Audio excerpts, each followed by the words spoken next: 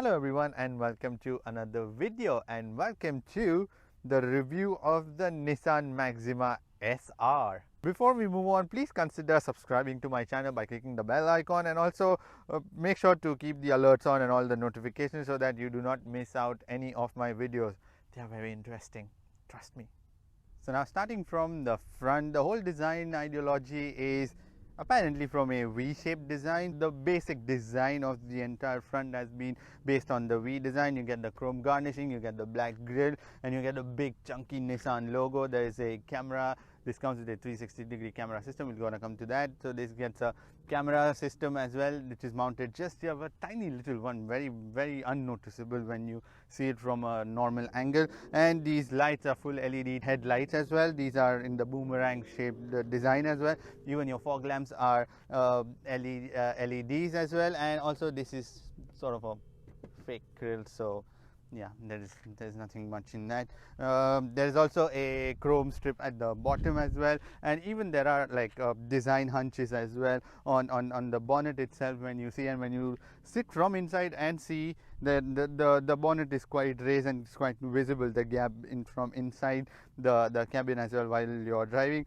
So the basic difference between the I'm pretty sure you're confused between the basic difference between the Ultima and the Maxima, because they seem to be very similar, but you may be forgiven for that. But the real difference is that the Maxima is a performance based but a premium sort of version of the Ultima, and the Ultima is a more economical and a day-to-day use car. So the Ultima comes with a 2.5 liter engine petrol, and this one comes with a 3.5 liter V6 engine, and the Ultima V4. On the sides you get 19-inch aluminum cut alloy rims, and you can also see the hunch that goes all the way till the back, this whole line that continues till the back. And also I'll be coming to the back. So the side mirrors have the camera system at the bottom, and also the LED turn signal, and they have the auto dimming feature. You also get the chrome bordering on your door frames, just at the bottom but not on the top, so that looks pretty good in my opinion.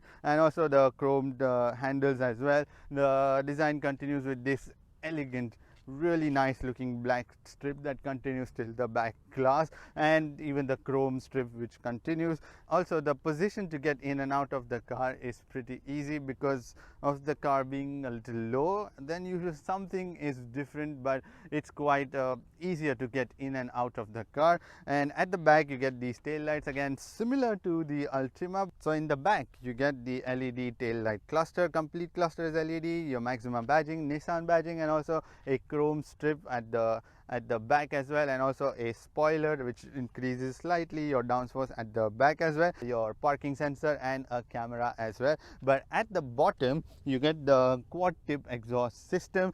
These quad tips are blacked out, they make the whole back look really sporty as well. But then here's the thing, this is just a hole, there is no exhaust tip actually. So it's only in reality there are only two exhausts, but then they've been made into a quad tip, like two on both sides. So now let's check out the boot as well. So the boot size is 405 liters, which is pretty enough for your two big bags to just go in. And also the seats are collapsible, the front seats in a ratio of 60:40. You can collapse the seats as well, and the floor is actually a little raised, and that is the reason there is very minimum amount of space that you can see. There's also a big fat lip out here, but also the car is a little low compared to the usual one, so that is going to make things a little easier for your luggage to take it in and out of it. Now inside is something where you should be in this car, because gosh, this car is so amazingly well made.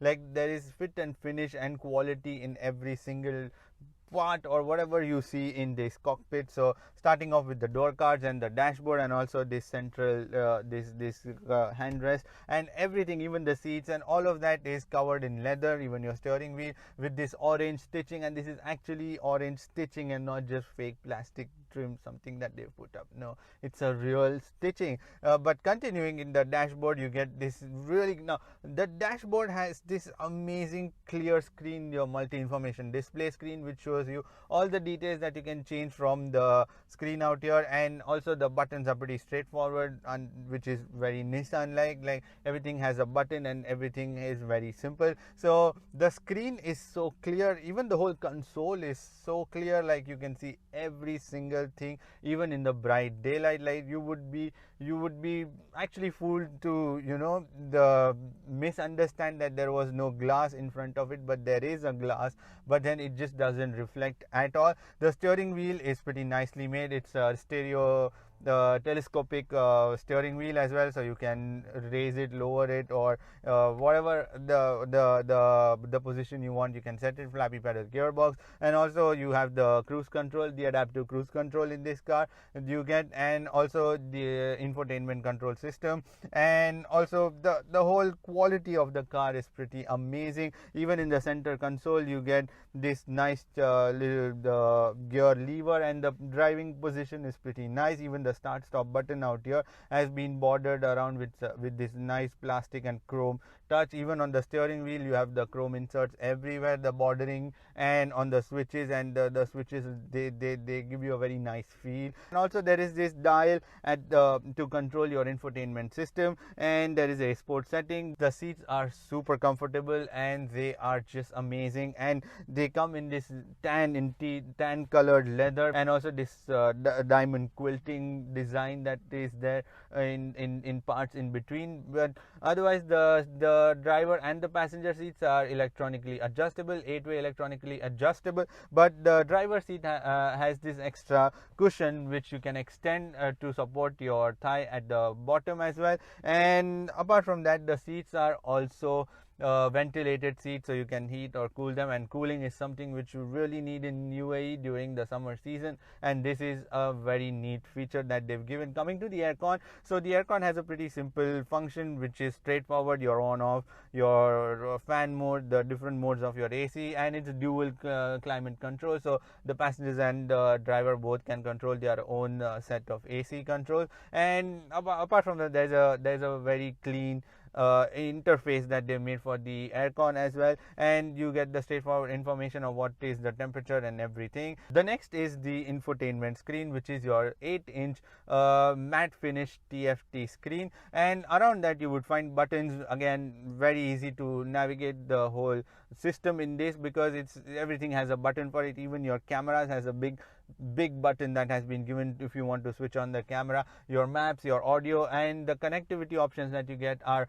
Bluetooth, Apple CarPlay, aux, even Android Auto and FM, then CD also you get, yes, and there is a USB system as well, and also there is Nissan Connect as well, which you can use to connect your phone. But the quality of screen is pretty good. There is a little bit of a choppiness, I would say, and also the resolution needs to be a little improved, but it's pretty snappy. But the navigation, there is an inbuilt navigation, but it's a little slow to my liking. I mean, it's pretty straightforward, mind you, that you just have to put an address and then you can directly search the address that you want to go to. That's pretty straightforward. A very clean interface. Clean interface is something which is really good on this whole system. The music system in this being powered by Bose, so it's got 11 speaker music system and it sounds fantastic. And in terms of charging, you get 2 USB ports in the front, and also one 120 watt charging cable in the handrest as well, and also 2 USB cable charging in the back as well. And apart from that, in terms of storage, you get storage in the door bins, which is very small, in fact, like half a liter of bottle on both the sides, and even in the back you get 2 cup holders out here. You get your glove box, and also the handrest is something which is really big, and it can fit like a proper liter of a bottle. Now apart from this, you also get this amazing sort of panoramic sunroof, because it's a 2-part sunroof, one for the rear passenger and one for the front. For the rear passengers, the sunroof won't open up, but there is a glass and there is a cover which will roll into the center, and also from the front the cover would roll in the center as well. The front glass can open up, but not the rear ones. apart from this, you also get sporty metal pedals as well, and also for the rear passengers you get the rear blinder as well. So you can press this button to put the blinders on, and also there is no visibility hampering when you put that on, and also you can put that down using the button given out here. So the leather treatment continues at the back as well. You get the tan colored leather seats in the back with this diamond quilt design on both of them as well, but there is this center hunch in the third seat, and let me demonstrate you how much is the height when you sit on it.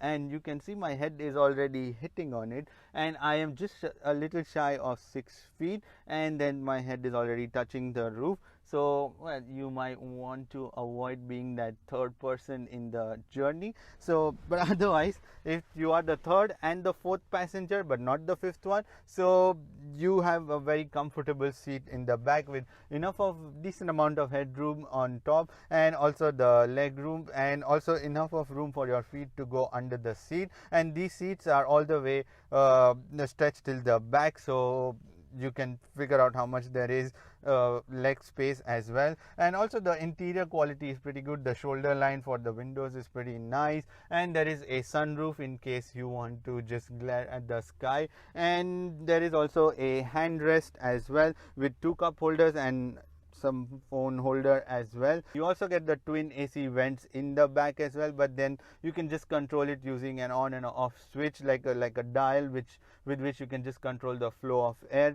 in it. And also apart from that, you also get the child isofix points for your child seat, and these points are clearly marked on both the seats, and also the hooks which are protruding out from the seat have been colored into red color, so you can easily figure them out, and also quite accessible and you know, pretty easier to use in an everyday use.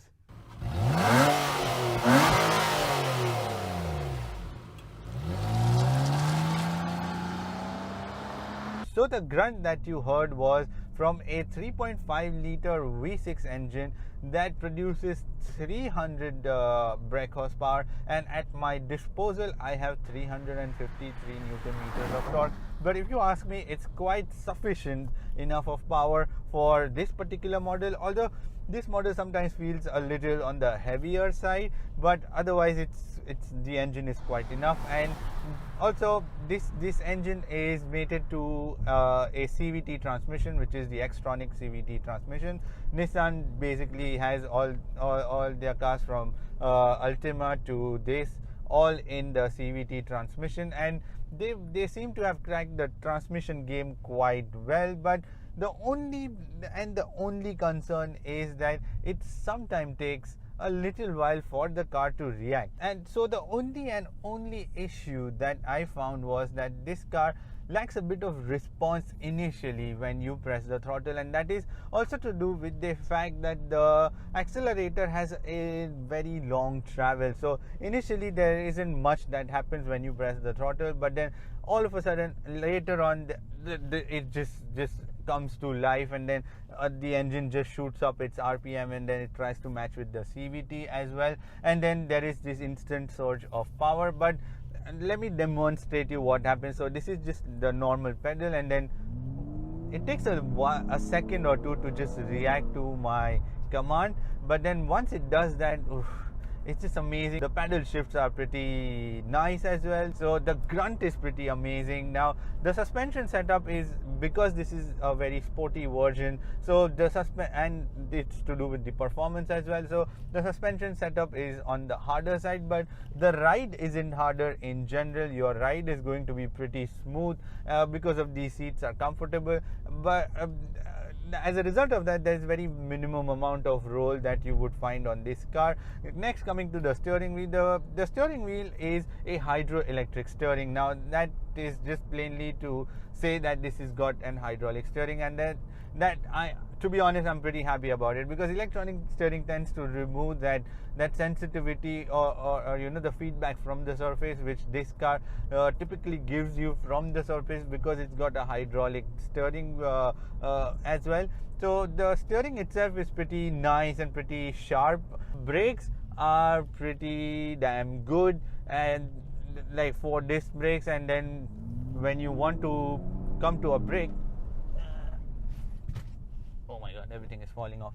So yes, the brakes are pretty nice, and apart from that, the whole ride quality is pretty good. The NVH levels are kept in check. Even when you're cruising at about 120, the wind whooshing is very, very minimum. In fact, there is nothing. I didn't find anything. The whole quality of it is pretty robust. I like the fact that they made the steering wheel in this two-tone design as well. In terms of safety system, this car comes with a lot of it. In fact, I may miss a lot of safety systems, but I am going to be putting it on the screen so you can just check them out. So to start off with, you get dual passenger and driver airbag, and also curtain airbags, and also side airbags as well. And you get your electronic brake distribution, electronic brake assist, you get your ABS, you also get the intelligent park the lane assist system for this car. So this car will help you to keep in the lane, just like your Volvos and all of that stuff, which is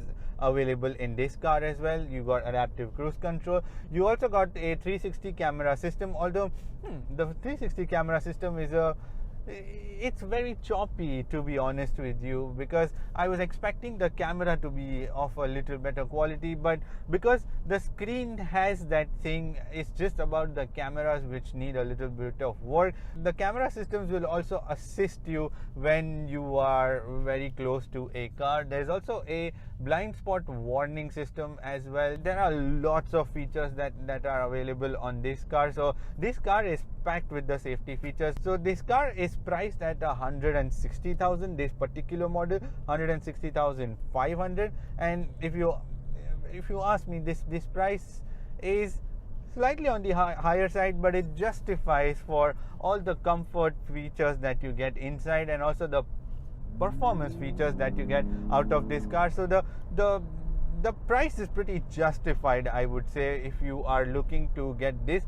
particular model, because the seats are very comfortable, the ride itself is very comfortable. This car delivers an average of 12.8 kilometers per liter, which is not too bad for an everyday use, although I've managed to get around 10 to 11 up till now, but I think 12 is quite achievable from an engine this big. Not bad. So if I had to sum up this car, I think I would just overall give this car a 3.5. A more detailed rating system will be on your screen right now, but I would give an overall 3.5 out of 5 for this car, because this is just a very nice car if you are looking for something between a performance and the premium segment and the luxury as well. So that was an in-depth review video of the Nissan Maxima SR. Now if you like this video, make sure to give it a thumbs up, and if you want to subscribe to my channel, click here, and if you want to watch more videos, click here. Anyways, until we meet next time, bye bye.